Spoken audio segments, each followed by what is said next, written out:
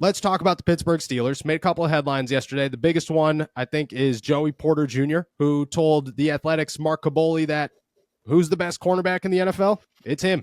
Quote, there are a lot of good DBs in the league. Nobody was doing what I was doing, going against wide receiver ones the entire year and locking him down. I don't care if I am mentioned in there or not because they are going to hear my name eventually. You hear that, you hear the confidence, you know Joey Porter Jr. I think that plays a major role here, is to know who Joey Porter Jr. is, to have those personal conversations with him. You hear that come out of his mouth. I don't know. What are your thoughts? Yeah, my first thought was this isn't really the Joey Porter that we know. Yeah. I think the Joey Porter that, I think back to the first time that you kind of spoke to him. He spoke to the wider media, especially the media in Pittsburgh. It was at the NFL Combine, I guess now 2 years ago.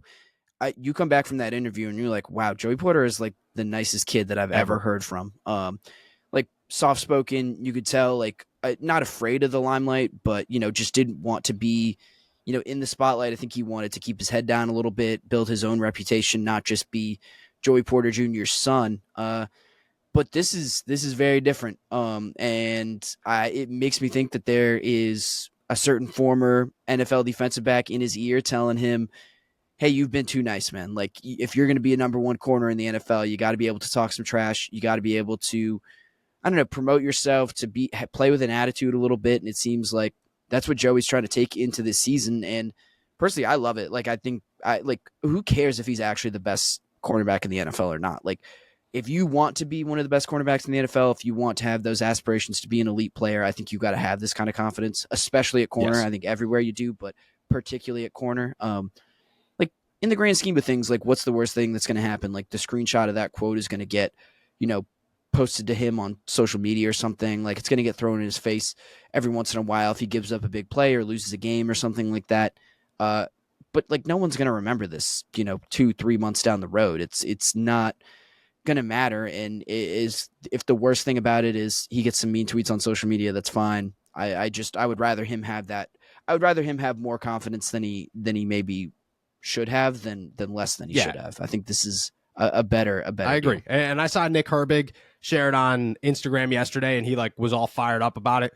I think that's the thing, is like, just like you said, if you're a cornerback, you got to be cocky. You got to be a dude who's full of confidence, who is probably a little bit too high on himself and his abilities. Cause I mean, it's potentially the hardest position outside of quarterback in the NFL. Like, you are going against the most athletic guys on the field, and you essentially have to shut them down. And that is as difficult as it comes. And I mean, to be quite honest, like, he backed that up last year. I don't know what comes in year two. I think there's a part of me that always worries about a sophomore slump, but at the same time, I try not to think that way.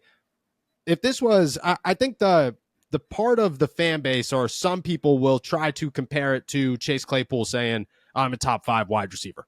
And the difference is that when Chase Claypool said it, he did nothing in the NFL to prove that he's a top 5 wide receiver. Joey Porter last year, from the second he got an opportunity until the end of the season, did everything he could to keep the Pittsburgh Steelers defense elite and to make an impact, and played guys that, I mean, DeAndre Hopkins was the first wide receiver one that he went against ever in the NFL. Like, that was the first time he locked up one-on-one. I'm not moving. You are facing me the entire game. That's a future Hall of Famer. And he shut him down. Like, he right from the jump was able to do those things. I don't know if he's the best cornerback in football, but to be honest, I like that he started the conversation. I like that he tossed his name out there. I like that, before that, people are talking about Patrick Surtain and, all these names that constantly come up, even second-year guys that are very impressive. Like, people talk about Christian Gonzalez. I like that Joey Porter was like, hey, dude, look it, I deserve to be in that conversation as well. I deserve to be a guy that people are talking about as the next elite cornerback in the NFL. And just like you said, like, to be that nice of a human, I think that's the big thing is Joey carries a chip, but it's a cocky, he might be a little bit cocky here, but it's not like, it's not a gassed up coming out of nowhere, I got a big head. It's I think I earned this, and I think that's the thing about working with his dad, is I don't think his dad's going to let him talk smack and advise him to be a little bit more aggressive with these things unless he feels that he should be, unless he feels that he's earned the right to do those things. So I think that I think for him to say this, like, there's a part of it that's you're like, oh, I kind of have to believe that maybe he is. I don't know if I feel that way, but I'm glad that he tossed his name in the conversation. Yeah, absolutely. And like it's not inconceivable that he gets there. Like I Exactly. don't think he's the best cornerback in the NFL right now, but I can't completely rule out that he has a really fantastic sophomore season and gets put in that conversation and pushes that conversation even further.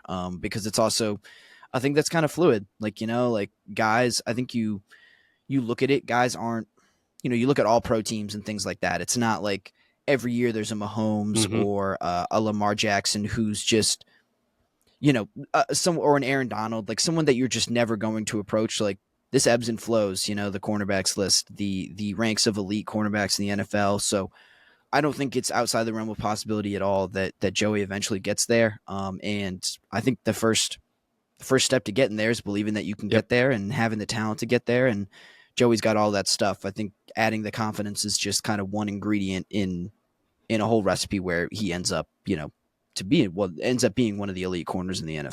I agree. I tossed him on my list of potential Pro Bowlers for the Steelers this year, and I think like everybody's going to talk George Pickens. You want to toss some name out there that I think is, you want to talk about taking a step towards superstardom. Everybody's going to talk about George Pickens. I think Joey Porter might be top of that list when it comes to the Pittsburgh Steelers locker room because, I mean, just what he did last season was very impressive. And he's got a better defense around him this year, so I can only imagine that things are going to improve when it comes to his play and what he's capable of doing.